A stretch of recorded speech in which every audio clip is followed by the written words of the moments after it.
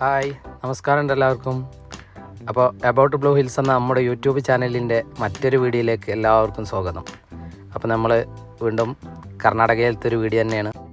അപ്പോൾ ഇന്ന് ചോറുണ്ടാക്കാൻ നോക്കുമ്പോൾ അരി കഴിഞ്ഞിരിക്കണം. അപ്പോൾ എന്താ ചെയ്യാണ്, അരിയും കുറച്ച് പച്ചക്കറിയൊക്കെ വാങ്ങാൻ വേണ്ടിയിട്ട് ഇവിടെ ഒരു അടുത്ത് തിക്കണാമ്പി എന്ന് പറഞ്ഞിട്ടൊരു ടൗണുണ്ട്. ആ ടൗണിൽ പോയിട്ട് പച്ചക്കറിയും അരിയൊക്കെ കുറച്ച് സാധനങ്ങൾ വാങ്ങിയിട്ട് വരാമെന്ന് വിചാരിച്ചു. അപ്പോൾ ഇതാണ് തിക്കണാമ്പി അങ്ങാടി. ഇവിടെ വലിയ ചന്തൊക്കെ ഉണ്ടാകുന്ന സ്ഥലമാണ്, അറിയായിരിക്കും. അപ്പോൾ നമ്മളങ്ങനെ അരിയൊക്കെ വാങ്ങി കൊടുന്നു. ഇനി ചോറുണ്ടാക്കാം, ചോറും കറി ഉണ്ടാക്കാം. അരി ഗ്ലാസ് കളന്നെടുക്കുകയാണ്. 2 ഗ്ലാസ് ഞങ്ങൾക്ക് കാണിക്കുള്ളൂ. ഇനി എത്ര ഇടണമെന്നുള്ളത് കാണിക്കണില്ല കേട്ടോ. പിന്നെ അരി ഒന്ന് കഴുകിയെടുക്കാം നമുക്ക്. അരി അന്ന് ഞങ്ങൾ ഗൂഡല്ലൂരിൽ നിന്ന് വരുമ്പോൾ തന്നെ വാങ്ങിയതായിരുന്നു, അത് കഴിഞ്ഞു. ഇനിയിപ്പോൾ ഇവിടുന്ന് വാങ്ങി കുഴപ്പമൊന്നുമില്ല. 1 കിലോ അരിക്ക് 35 രൂപയാണ്.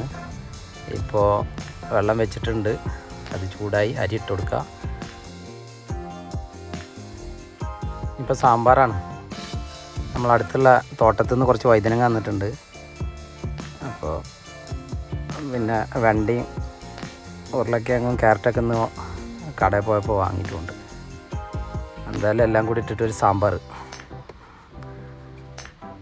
വഴുതനങ്ങയൊക്കെ നമുക്ക് എപ്പോൾ വേണമെങ്കിലും പോയിട്ട് അവിടെ പോയി പൊട്ടിക്കാം. തോട്ടം ഇവിടെ അടുത്ത് തന്നെയാണ്. ഇവിടുത്തെ ചൂടുകൊണ്ട് ജലദോഷവും കഫക്കെട്ടും ചുമയും എല്ലാം ഉണ്ടായിട്ടുണ്ട്. അപ്പോൾ അതിൻ്റെ ഒരു ചെറിയ ബുദ്ധിമുട്ടും കൂടി ഉണ്ട്. പച്ചക്കറിയൊക്കെ കട്ട് ചെയ്യണം. ഞാനൊക്കെ എങ്ങനെയെന്ന് വെച്ചിട്ടുണ്ടെങ്കിൽ ഏതൊരു സ്ഥലത്ത് പോയാലും അവിടുത്തെ പരിമിതികളോടൊക്കെ അഡ്ജസ്റ്റ് ചെയ്യാൻ പറ്റുന്ന ഒരാളാണ് ഞാൻ. പിന്നെ നിങ്ങളൊക്കെ എങ്ങനെയാണെന്നുള്ളതൊന്ന് കമൻറ്റ് ചെയ്യുന്നുണ്ടോ? അപ്പോൾ ഏകദേശം ചോറ് തിളച്ചിട്ടുണ്ട്. അപ്പോൾ ഇനി റൈസ് കുക്കർക്ക് അതാണ്ട് ഇറക്കി വെച്ച് കൊടുത്തിട്ടുണ്ടെങ്കിൽ അരമണിക്കൂർ കൊണ്ട് തന്നെ ആവും. റൈസ് കുക്കർക്ക് ഇറക്കി വെച്ച സമയം നോക്കി അരമണിക്കൂറായാൽ അത് വെന്തിട്ടുണ്ടാവും. അപ്പോൾ ആ സമയത്തിൻ്റെ ഉള്ളിൽ നമുക്ക് ബാക്കി കൂട്ടാനോ എന്തെങ്കിലുമൊക്കെ പരിപാടികളുണ്ടെങ്കിൽ ചെയ്യാം. അപ്പോൾ ഇന്നിപ്പോൾ ഉണക്കമീനുണ്ട്, ഉണക്കമാന്തൾ. അത് 2 ആളാണ് ഞങ്ങളുള്ളത്. 2 ആൾക്കും ഈ 2 എണ്ണം, അങ്ങനെ 4 മീൻ എടുത്തിട്ടുണ്ട്.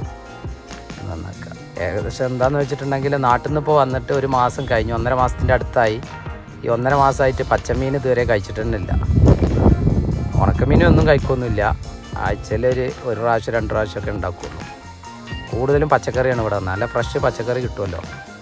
അപ്പോൾ പിന്നെ അതുകൊണ്ട് തന്നെ അഡ്ജസ്റ്റ് ചെയ്യും.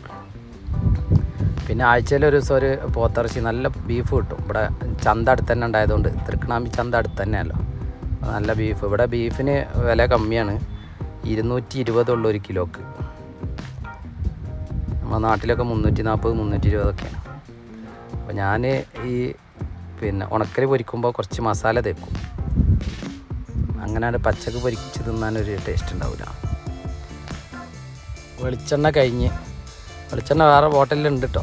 അപ്പോൾ ഇതുകൊണ്ടാണ്ട് അഡ്ജസ്റ്റ് ചെയ്യാം. എന്നാൽ മാക്സിമം കുറക്കാമല്ലോ.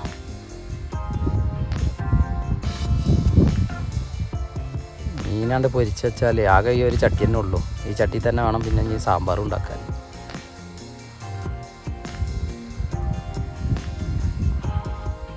അപ്പോൾ ഉണക്കമീനൊക്കെ പൊരിച്ച് വെച്ച് ഇനി സാമ്പാർ ഉണ്ടാക്കാനുള്ള പരിപാടിയാണ്. അപ്പോൾ ആദ്യം നിങ്ങളോട് പറയാനുള്ളത് എന്താണെന്ന് വെച്ചാൽ, ഇതൊരു അനുകരണ വീഡിയോ അല്ല. ഒരു കാരണവശാലും ഞങ്ങൾ സാമ്പാർ ഉണ്ടാക്കാൻ, ഞാൻ ഈ ഉണ്ടാക്കുന്ന സാമ്പാർ ആരും അനുകരിക്കരുത്.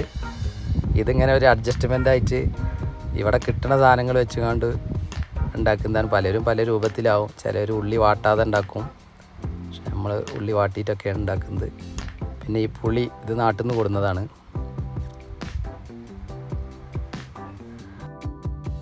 പിന്നെ ഈ സാമ്പാർ ഉണ്ടാക്കലാണെന്നുണ്ടെങ്കിൽ കാണുന്ന പെണ്ണുങ്ങൾക്കൊക്കെ ഇത് പിന്നെ എന്താ ഇപ്പോൾ ഇങ്ങനെ ഉണ്ടാക്കണമെന്നൊക്കെ ഉണ്ടാവും. പക്ഷെ നമ്മളാരും സാമ്പാർ ഉണ്ടാക്കുന്നത് കണ്ടിട്ടൊന്നുമല്ല.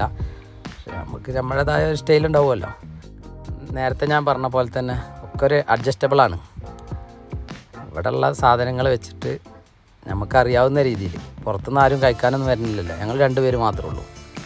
അപ്പോൾ ഞങ്ങൾക്ക് പറ്റിയ രീതിയിലൊരു സാമ്പാർ പറയുമ്പോൾ നേരത്തെ പറഞ്ഞ കാര്യം എല്ലാ പച്ചക്കറികളൊന്നുമില്ല, ഉള്ളത് വെച്ചിട്ടൊരു അഡ്ജസ്റ്റ് ചെയ്യുക. പിന്നെ ഇതിലിടാൻ പൊടികൾ എന്ന് പറഞ്ഞിട്ടുണ്ടെങ്കിൽ, പൊടികൾ ഒരുവിധ പൊടികളൊക്കെ ഉണ്ട്. പക്ഷേ സാമ്പാർ കായോ അല്ലെങ്കിൽ കായ പൗഡർ അങ്ങനത്തെ ഒന്നുമില്ല. നേരത്തെ പറഞ്ഞില്ലേ, പച്ചക്കറി ആയിട്ട് ഉണ്ടാക്കുന്ന ഒരു കറിക്ക് സാമ്പാർ എന്ന് പേരിടുക. മീൻകറി മീനേറ്റ് ഉപയോഗിക്കുമ്പോൾ മീൻകറി എന്ന് ഇടുക, അത്ര തന്നെ. പുളിവെള്ളമൊക്കെ ഒഴിക്കുന്നുണ്ട് കേട്ടോ. ചേരും പുളിയൊക്കെ വേണ്ട കറി ആയാൽ. പിന്നെ ഞാൻ എനിക്ക് കൂടുതൽ ലൂസായിട്ടുള്ള കറികളൊന്നും ഇഷ്ടമല്ല. എനിക്ക് നല്ല ടൈറ്റായിട്ടുള്ള കറി. അപ്പോൾ നമ്മൾ ഇത് ഉണ്ടാക്കിയാലും നല്ല ടൈറ്റായിട്ട് ഉണ്ടാക്കുള്ളൂ, അല്ലാതെ ലൂസാക്കി ഉണ്ടാക്കില്ല. നമുക്ക് ഇതിൽ ഉരുളക്കിഴങ്ങുണ്ട്, ക്യാരറ്റ് ഉണ്ട്, വെണ്ട ഉണ്ട്, വഴുതന ഉണ്ട്, മെയിൻ പച്ചക്കറി ആയിട്ട്. ഒരിക്കൽ കൂടി പറയാണ്, ഒരു മനുഷ്യനും ഇത് അനുകരിക്കാൻ പാടില്ല. നിങ്ങളെ ലെവലിൽ ഉണ്ടാക്കിക്കോളൂ. ഇത് ഞങ്ങൾക്കൊരു തട്ടിക്കൂട്ട് കറിയെന്ന് മാത്രമേ ഉള്ളൂ. പുറത്തുനിന്ന് ആരും നേരത്തെ പറഞ്ഞാൽ കേൾക്കാനില്ല. അപ്പോൾ ഏകദേശം അരമണിക്കൂറായിക്കണം നമ്മൾ റൈസ് കുക്കർക്ക് ഇറക്കി വെച്ച ഇത് ചോറ്. അപ്പോൾ ഏകദേശം വേവൊക്കെ ഓക്കെ ആയിക്കണം, ഒരു പ്രശ്നമില്ല. ആ ടൈം അരമണിക്കൂർ കറക്റ്റായി ആയിട്ടുണ്ടാവും. അത് ഊറ്റിയെടുക്കുമ്പോഴേക്കിന് നമുക്ക് നമ്മളെ കറികളും റെഡിയായി. പിന്നെ ഭക്ഷണം കഴിക്കാൻ സമയമായാണ് ഭക്ഷണം കഴിച്ചാൽ മതി മാത്രം.